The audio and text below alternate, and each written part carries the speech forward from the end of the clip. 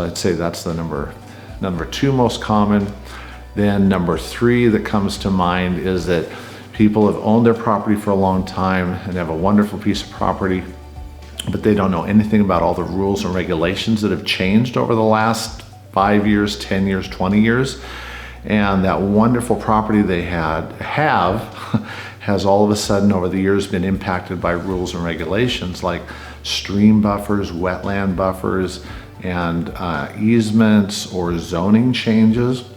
And so all of a sudden, as an example, somebody that maybe has a rural property in the country that's 10 acres that has one home on it, or maybe it's vacant, and the zoning would allow it to be divided into 2 or 3 or 4 parcels, they can't actually divide their property because it's all mostly encumbered by wetlands, or you can't get water for the property, or it does not perk for a septic system.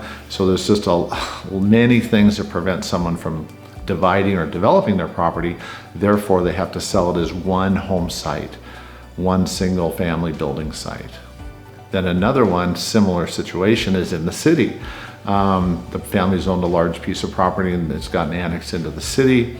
Maybe it's an acre or so. And again, the family thinks that their property is worth a lot of money because it's in the city and sewer is nearby or in the street. But again, many layers, maybe wetlands, stream buffers, maybe traffic concurrency. The city or county won't allow them to divide because it'll put too many more cars on the road. There's sight distance issues.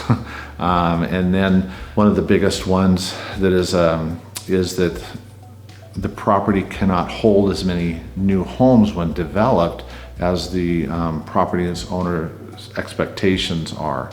A 1 acre property in a city that's zoned R6 theoretically could put 6 homes on it, but by the time roads have to be built, stormwater systems have to be built, street frontage improvements, you might get 3 lots on the property instead of 6. So those kinds of realities translate directly into what is the property worth. So I would say that's one of the other big ones that's kind of scary. And related to that also is when it comes to developing land, to subdivide it into multiple lots and build roads and stormwater, all that stuff, whether the property owner wants to do it or whether they sell it to a developer, those costs will go into the hundreds of thousands of dollars to do that. And very few property owners have the cash resources to write checks for years before their property is completely subdivided.